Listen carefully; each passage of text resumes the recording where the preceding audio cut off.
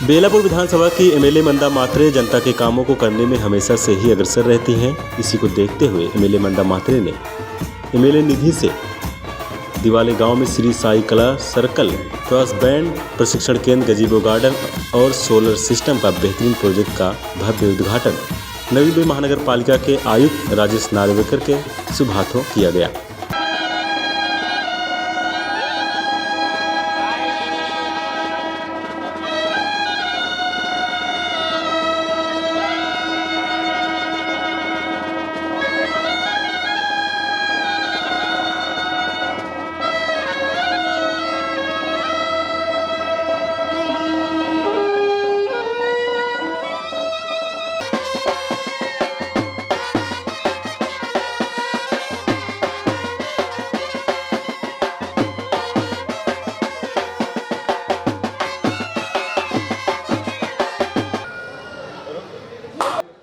उद्घाटन सोहळा या ठिकाणी संपन्न होतोय।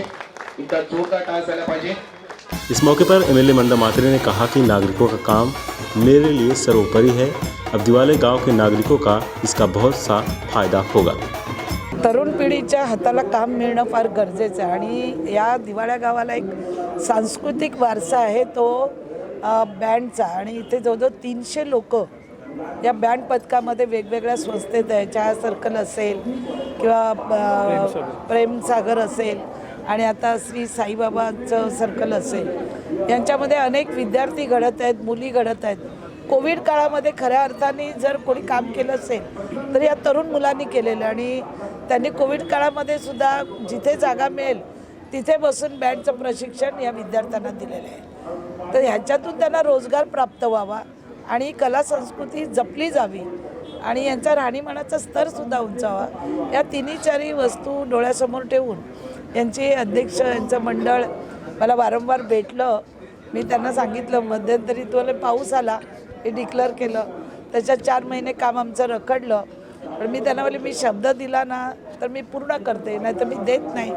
लोकांसारखं कागदाचे घोडे मी नाचवत नाही आणि लोक कागद नाचून तुमच्या माध्यमातून जाहिरातबाजी करतात तसंही मी करत नाही। काम झाल्यावर मी तुम्हाला बोलवते। आज लोकार्पण सोहळा आहे, तुम्ही या आणि यांच्या केलेल्या कामाला तुम्ही प्रसिद्धी द्या। त्याला काम म्हणतात ना, तर आहे प्रत्येकजण इथे तुम्ही पाहिलंच आहे, तुम्ही नवी मुंबईत राहता, काम तर राहिलं बाजूलाच। आत्ताच कुठल्या पत्रकारांनी विचारलं की लोकार्पण सोहळा का होत नाही, त्याच्यासाठी इच्छाशक्ती लागते। मी इथे जी कामं केली नव्या मुंबईमध्ये माझ्या मतदारसंघात 2014 पासून किंवा 2004 पासून जी केली ताबडतोब लोकार्पण केलं, जो काम केलं ते लगेच लोकार्पण केलं। असं नाही वर्षभर त्यांना वाट बघायला लावायचं। काल या मुलांनी इतकी मेहनत घेतली, नुसतं झालं तर कलर पण रात्री केला आणि मी सांगितलं तुम्हाला ताबडतोब लोकार्पण करून देते। आता यांच्यासाठी इथे लाईटची व्यवस्था, पाण्याची व्यवस्था, सगळी व्यवस्था केलेली आहे शौचालयाची। कारण वस्तू देताना कानात, नाकात, बोटात, गळ्यात सगळं दिलं पाहिजे, तर त्या महिलेला सौंदर्यात भर पडते।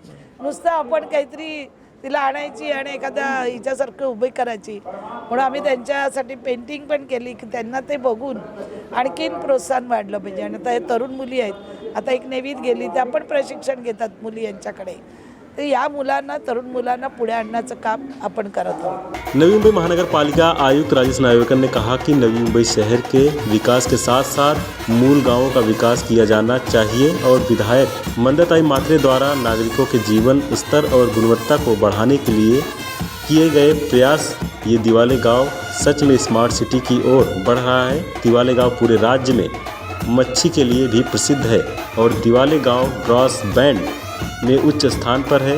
आयुक्त राजेश नार्वेकर ने युवाओं से ब्रॉस बैंड वादक का प्रशिक्षण लेकर अपनी कला प्रस्तुत करने का भी अपील की है।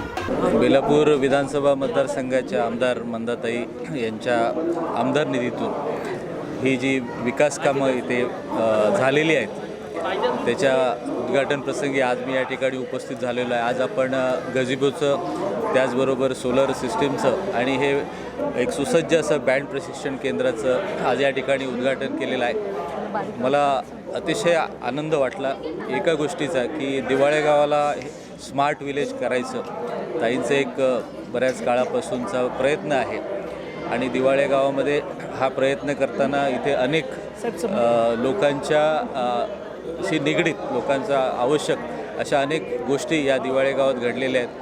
आपण एक सुसज्ज फिश मार्केट या ठिकाणी उभारलेलं आहे.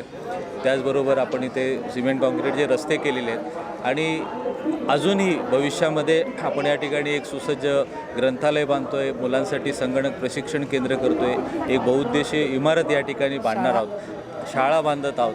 तर मला असं वाटतं की या आमदार निधीतून या दिवाळे गावाचा खऱ्या अर्थाने एक कायापालट होत आहे आणि स्मार्ट विलेज ही जी संकल्पना आहे ती हळूहळू प्रत्यक्षात यायला सुरुवात झालेली आहे. या गोष्टीचा मला अतिशय आनंद आहे.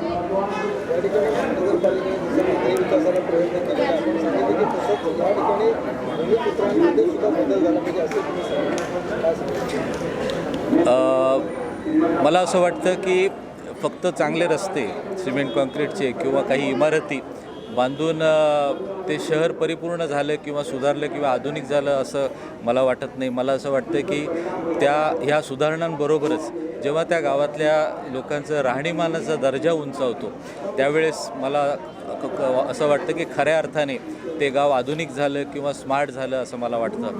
आणि आज आपण या ठिकाणी पाहिलं तर इथल्या मुलांसाठी, तरुण मुलांसाठी हे बँड प्रशिक्षण केंद्र दिवाळे गाव हे जसं फिशसाठी प्रसिद्ध आहे राज्यभर, तसं ते बँडसाठी देखील प्रसिद्ध आहे. तर ही कला लोप पाहू नये आणि इथल्या तरुण मुलांनी त्याचं प्रशिक्षण घ्यावं आणि चरितार्थ करावं म्हणून हे आज बँड प्रशिक्षण केंद्र झालेलं आहे. इथले लांब लांबून लोक फिशसाठी येतात, तर इथल्या महिलांना अधिक चांगला रोजगार मिळावा म्हणून हे आपण फिश मार्केट आज एका ठिकाणी पाहिलेलं आहे. त्यामुळे मला असं वाटतं की हळूहळू या दिवाळे गावातल्या नागरिकांच्या राहणीमानाचाच दर्जा उंचावत चाललेला आहे आणि ते खूप चांगलं लक्षण आहे. महापालिकेचा देखील हा प्रयत्न राहिलेला आहे. काही आपण आधुनिक शहर आहे, 21व्या शतकातील शहर म्हटल्यानंतर त्या ठिकाणी काही चांगले दर्जेदार रस्ते, पूल, इमारती ह्या सर्व तर अपेक्षित असतातच. परंतु मला असं वाटतं की शरीराचे हातपाय असतात तसे हे इन्फ्रास्ट्रक्चरचं जाळं असतं, पण तो जो आत्मा असतो शरीरामधला ते म्हणजे त्या गावाची सांस्कृतिक ओळख काय आहे, तिथला जो जुना वारसा आहे तो कसा तुम्ही जपता त्यावर अवलंबून असतं. आणि मला असं वाटतं महापालिका त्यासाठी नेहमीच प्रयत्नशील राहिलेली आहे.